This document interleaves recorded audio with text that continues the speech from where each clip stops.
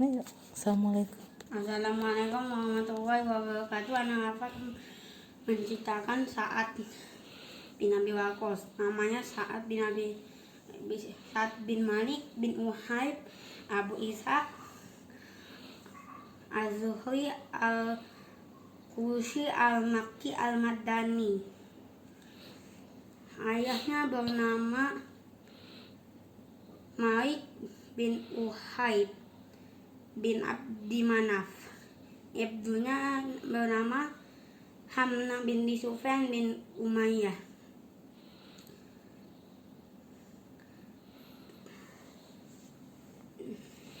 Dan aku akan membacakan cerita Sa'ad bin Abi Waqqas. Yang pertama, dia masuk Islam. Dia bermimpi, aku ada di ruangan yang gelap sekali. Aku makin berjalan, aku makin buka mata, makin gelap keadaannya. Dan ketakutan itu aku melihat cahaya. Aku melihat cahaya itu. Saat aku tiba ke cahaya itu, aku melihat ada 3 orang yang sudah mendahuluiku: Abu Bakar, Ali bin Abi Thalib, dan Zaid bin Harithah. Aku bertanya, sejak kapan kamu di sini? Kata mereka, baru saja. Asal aku terbangun dan aku melihat Rasulullah berdakwah secara sembunyi-sembunyi. Dan aku langsung mengikuti agama Islam yang bunyinya asyhadu an la ilaha illallah wa asyhadu anna Muhammadan Rasulullah. Dan itu pas dia udah selesai, yang jadi masalahnya dia bakti sama ibunya. Sangat baktinya sangat besar. Pas saat masuk Islam ini, kata ibunya, agama apa yang kamu anut ini? Kata Islam, ajaran agama yang tauhid. Kata ibunya,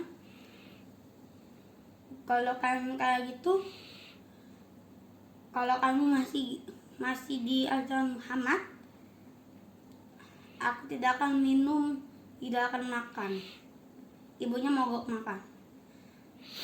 Nah, itu saat kasih makan ke ibunya nggak mau, kasih minum ke ibunya nggak mau, dia langsung berkata ke ibunya yang luar biasa, bacaan yang luar biasa untuk ibunya. Dia berkata, wahai ibu, misalnya kamu mati 1000 nyawa, bukan 100.000 nyawa. Jika satu persatu nyawamu hilang keluar, aku tidak akan meninggalkan agama ini. Nah, itu saat pergi meninggalkan ibunya. Akhirnya ibunya kagum dengan Sa'ad, karena dia itu walaupun idealnya itu tidak sedih, dia sangat dengan agamanya. Dia langsung makan dan minum, dan dia jadi yang dia mau inginkan.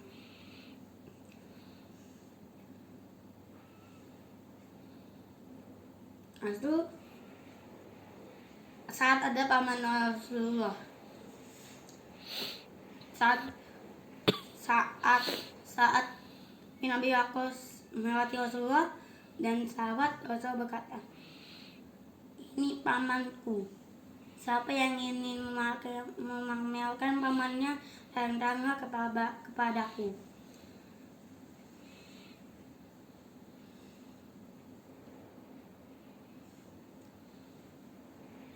Habis itu, bin Abi Waqqas memiliki 2 senjata andalan, panah dan doanya.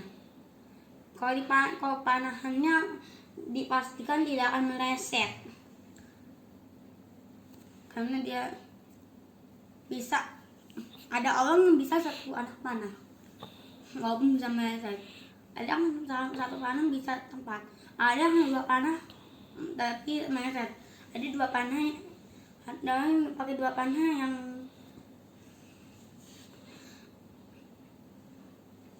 ada yang pakai 2 panah bisa sampai ke targetnya. Saat orang yang bisa lebih dari itu, dia 3 anak panah dan 3 sasaran berbeda dengan satu lain menarik.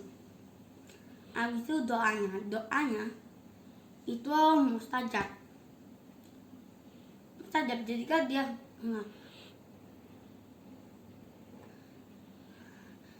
aku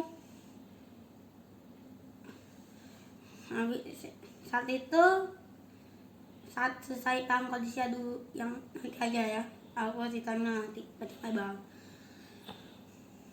Saat itu ada seorang yang bernama Usama bin Qatadah. Orang itu dari Bani Abs. Lalu dia berkata, saat tidak adil, saat tidak ikut berperang. Kata Umar, dia mencopot jabatan jadi gubernur Irak dan menarik dia ke Madinah. Kata Umar, ini ada surat dari semua Irak. Tadi disebutin orangnya. Saatnya tidak baik, saat sholatnya tidak perbaiki. Umar berkata, ini ada sholatnya tidak bagus, sholatnya jelek. Kata saat aku dah mengimani yang Rasulullah SAW yang ikan itu, yang 2 rakaat pertama di Zuhur, di Isya, di Maghrib dan di Asar lebih panjang. 2 rakaat pertama panjang daripada rakaat terakhir, ketiga dan keempat. Ada mengimaninya.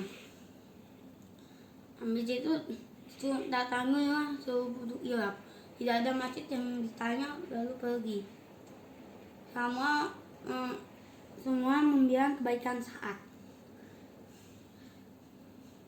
Lalu ke masjidnya Bani Abs. Di sini ada Usama bin Qatadah.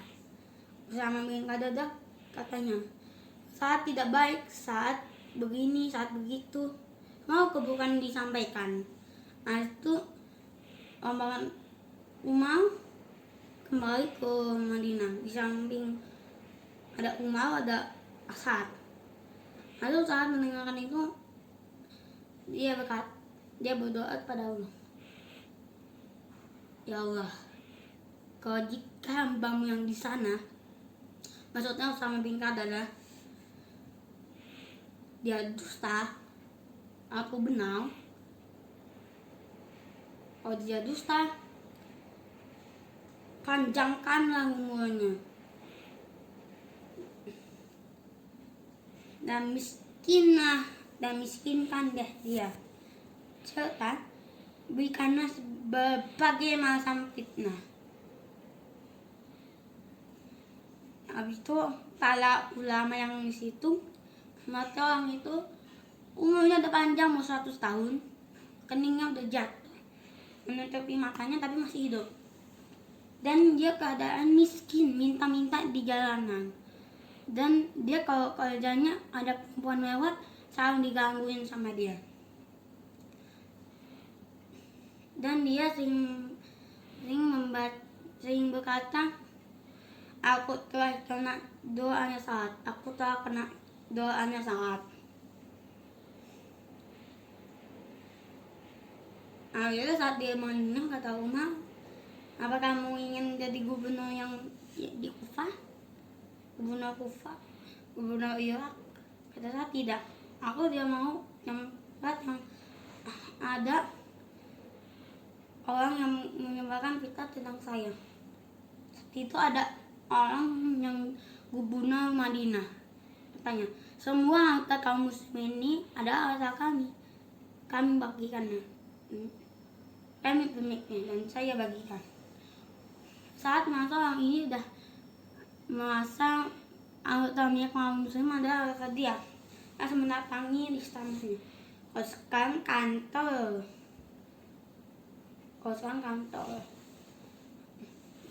Habis itu kata saat, apakah kamu akan mau aku doakan, kata Saat. Itu singgahnya dan berkata, jangan wahai Saat, ini adalah hartanya Allah, bukan hartanya kami.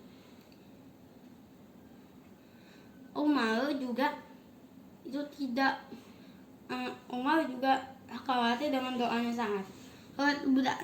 Budaknya hamba sahayanya Saat lewat, itu udaranya kuat, nggak buka bajunya, nggak buka bajunya. Habis itu Umar sempat lewat. Umar ini kalau lewat sering banget di tangannya tongkat. Jadi kalau ada orang yang mau iseng, tipuin Umar, pulang semua. Habis itu dia mengambil budak ini, dia mengambil sebuah batang pohon yang kecil, yang memukulkan ke budak itu. Dan kata, kenapa auratmu terbuka, bajumu kita singkap? Kata hamba sayanya Saat, tidak tahu, saya tidak tahu. Habis itu Saat lewat, dia tahu budaknya ini, hamba sayanya ini. Dia berkata, jangan pukul dia Umar. Tapi Umar dapat mukul. Umar saat kondisi memukul ke hamba sayanya Saat, sempat tahan dan saat dipukul sama Umar. Dia ke samping angkat tangan mau berdoa, dan Umar mengejar Saat dan kata, pukullah saya, karena Umar juga khawatir dengan doa Saat. Perang Qadisiyah sekarang lanjut. Dan Saat benar melihat malaikat, lalu dia berkata, aku melihat ada dua orang yang menjaga Rasulullah yang berbaju putih, wajahnya berbaju putih. Aku tidak mengenal dia sebelum atau sesudahnya. Dialah adalah Jibril dan Mikail. Yang ini ada dan dia memiliki dua julukan. Pertama adalah mustajab ad-du'a, karena doanya yang mustajab, dan singa yang menyembunyikan kukunya. Ke Perang Qadisiyah aja sekarang. Oke.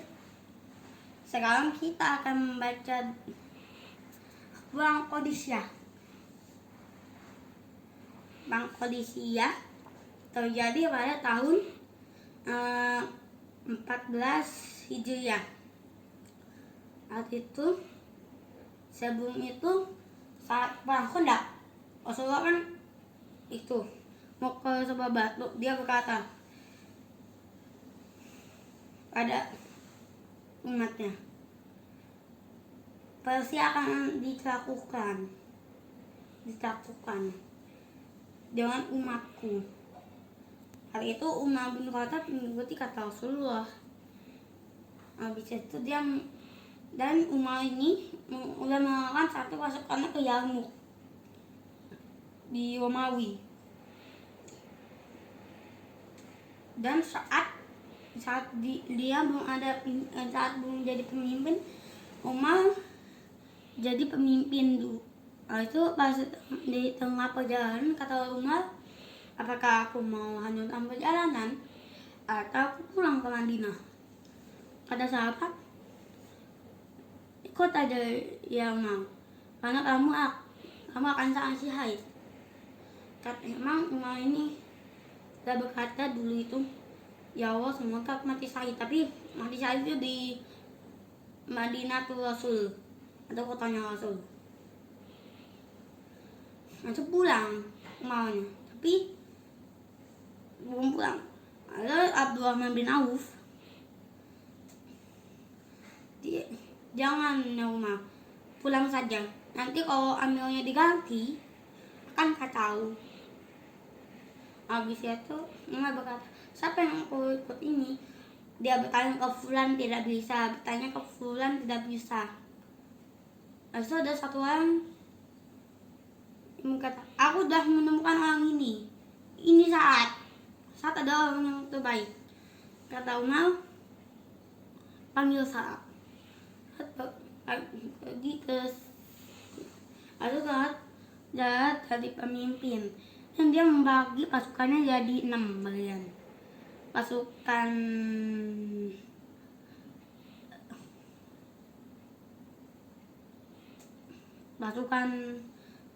sayap kanan, sayap kiri, ekor, cadangan.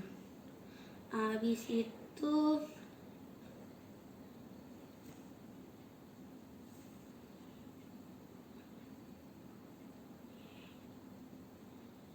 tanduk. Habis itu saat sudah sampai di situ, dia memutus 2 mata-matanya. Memutus 10 mata-matanya. Tapi ada 2 yang menonjol. Amr bin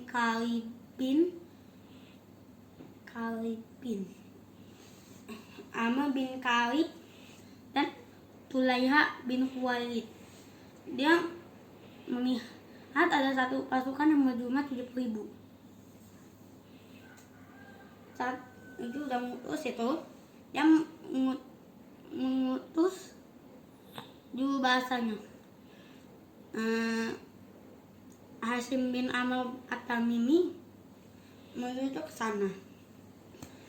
Habis itu di Yazdajat 3 dia berkata, aku kesini untuk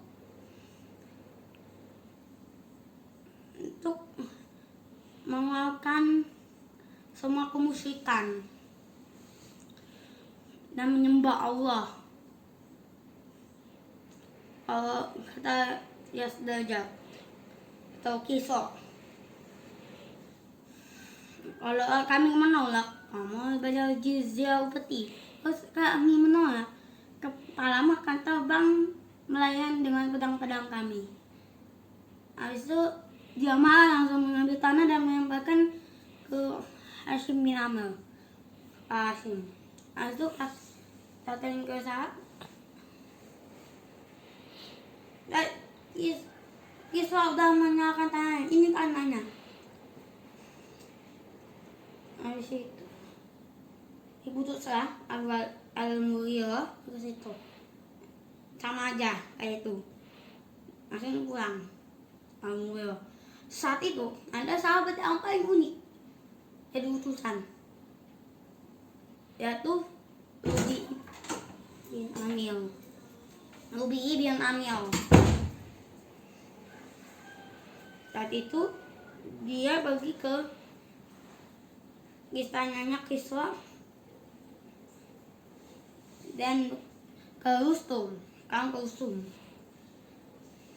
Hal itu ada pasukannya, penjaganya.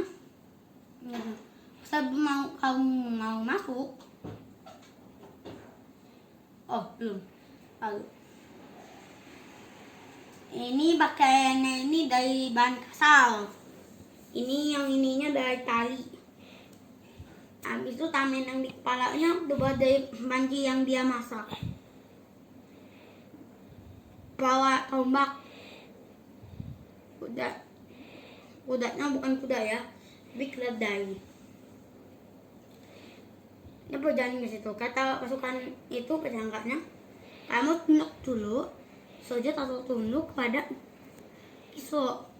Kata dia masuk dulu, motong kapletnya, taruh di bahannya. Dia kemarin, kamu yang gunakan aku, jangankan aku tuh, kami menyembah Allah. Tapi ambil dulu barangnya ini. Aja katanya, gak mau sujud atau tunduk pada orang ini. Kalau dibunuh gak tepat, harus dikasih emas, dia apa-apa. Mau digoda nih, dia masuk. Ada seisok, gagangnya buka tangan sedikit aja. Kalau dia masuk, dia tunduk.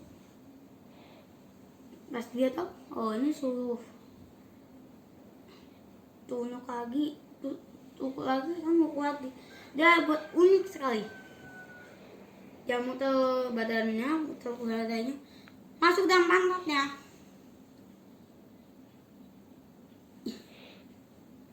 Itu dia itu hinain Ustum. Dia masuk, dirobek-robek kambarnya. Sampai ke depan Ustum.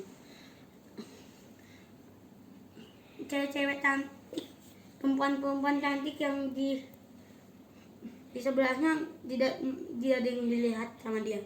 Ke depan Ustum. Mantel yang di sininya dirobek-robekin. Aku kata, apa yang buat kamu kesini? Katanya ke BI, menguakan yang menyembah makhluk, menyembah Tuhannya makhluk. Kami datang untuk menyembah, datang untuk dan menyembah Allah. Kalau kamu tidak menolak, akan kami tinggalkan kitab buah dan sunnah nabinya. Kalau kalian tidak menolak, kamu harus bayar jizya upeti sambil mengangkat kehadapan kami. Kalau kami menolak, kepalamu akan saya penggal. Azubi pulang. Belum. Itu dia mau aku mau tanya sama dia sejauh dulu atau siswa.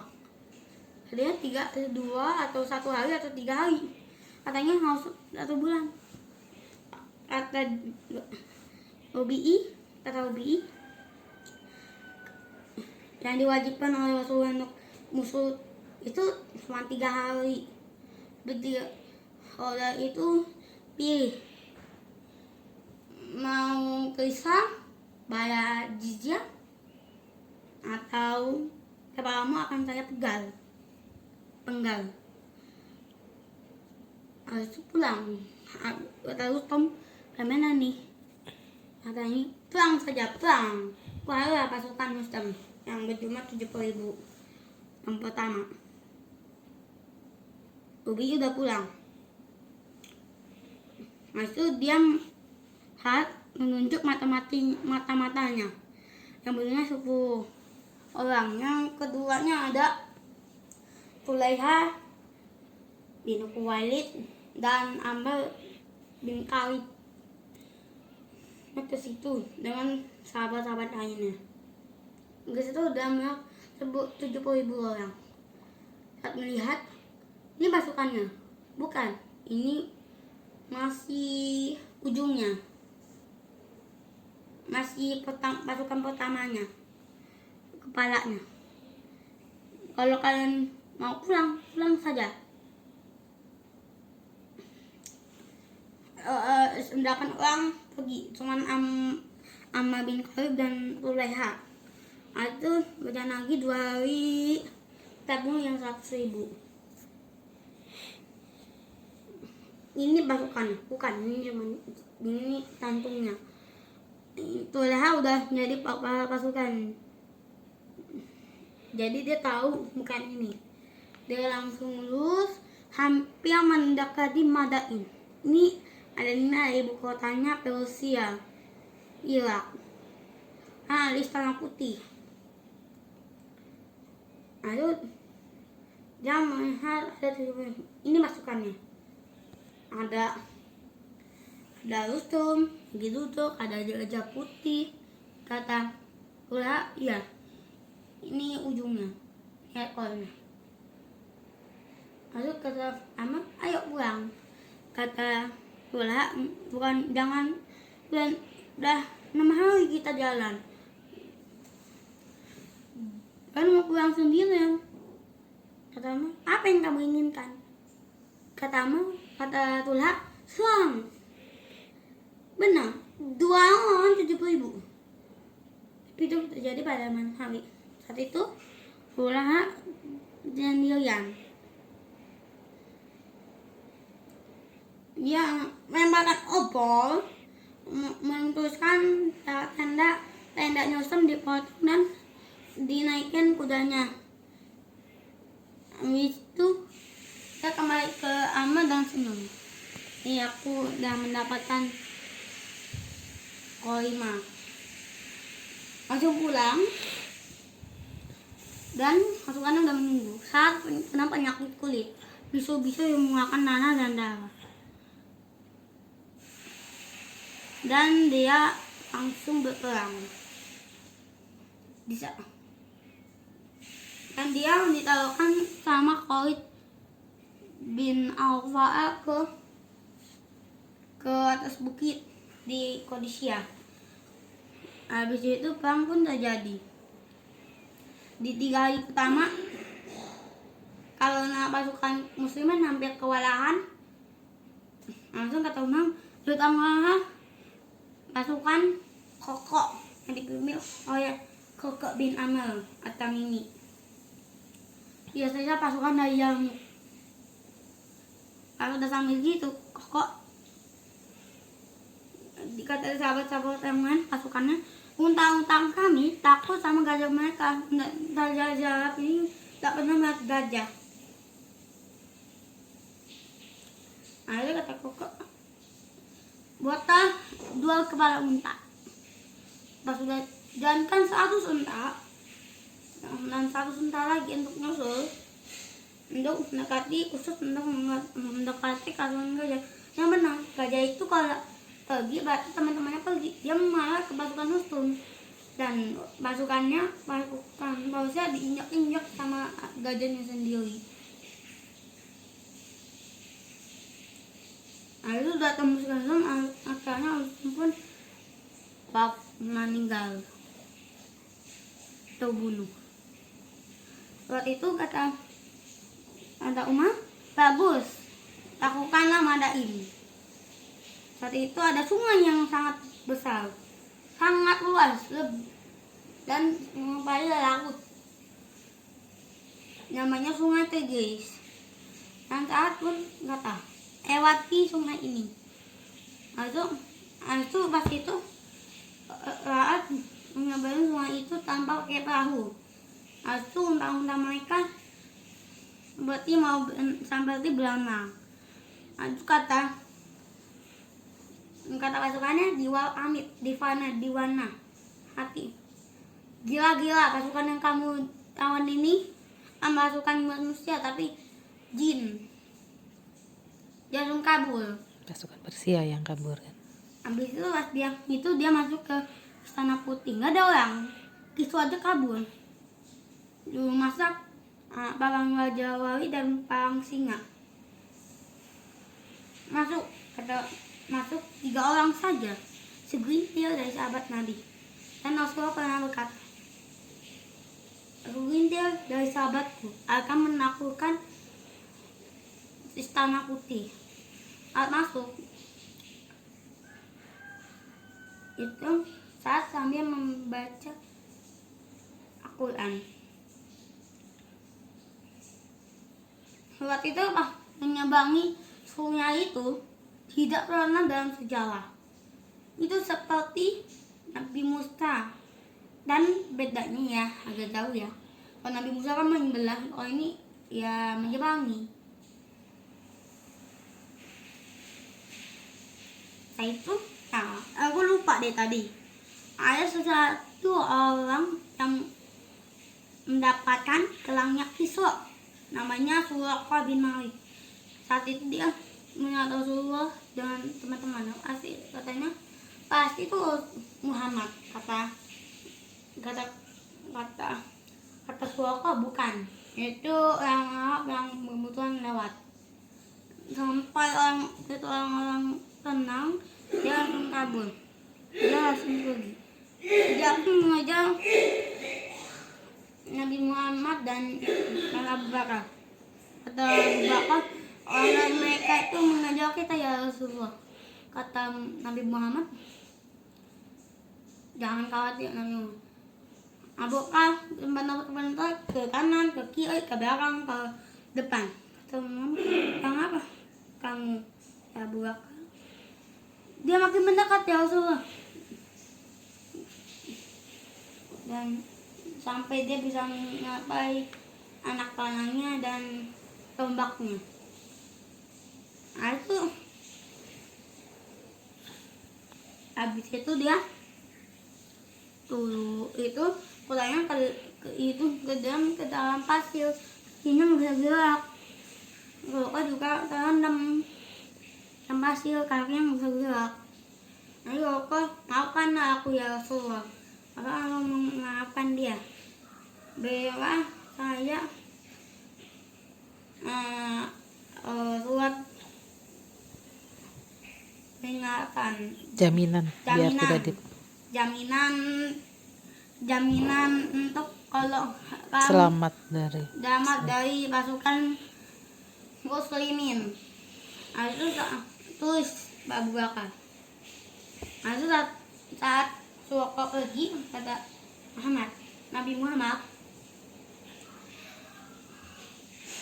ada misalnya kamu mendapatkan gelangnya Kisra. Kata Suraka, baiklah. Dia mengatakan atau dia masuk Islam pada Fathul Mekah. Itu dia ditawan, lalu dia menunjukkan surat keamanannya. Habis itu ya Suraka membawain kata Nabi Muhammad, iya.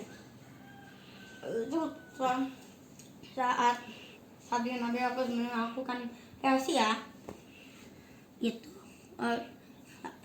itu Suraka bin Malik ada di Madinah kan, dikasih gelang habis Kisra. itu dia ngambil hartanya Kisra. Untuk apa ya harta ini? Nggak tahu. Bawa saja. Kata Umar, sungguh mereka terbawa dengan arus ini yang kaya, lebih kelebihan, dan untuk orang lain saja, kaum yang lain, kaum muslimin. Dia saat melihat gelangnya Kisra, dia ingat dengan pesannya Rasulullah, dan dia panggil Suraka yang datang ketemu, kata Umar, apa yang kamu janjikan saat kamu mengajar Rasulullah itu? Kata Rasulullah, ya. Kata Suraka, apakah kamu ingin gelangnya Kisra? Kata Umar, nih gelangnya Kisra udah aku tundukkan kepada Allah. Maka Kisra ke Madinah mengamalkan yang Rasulullah ucapkan. Dia berkata, Rasulullah keadaanku berkata, wahai Suraka, apakah kamu ingin gelangnya Kisra? Karena ini benar ini mungkin sehingga orang-orang menangis karena kebenaran Rasulullah.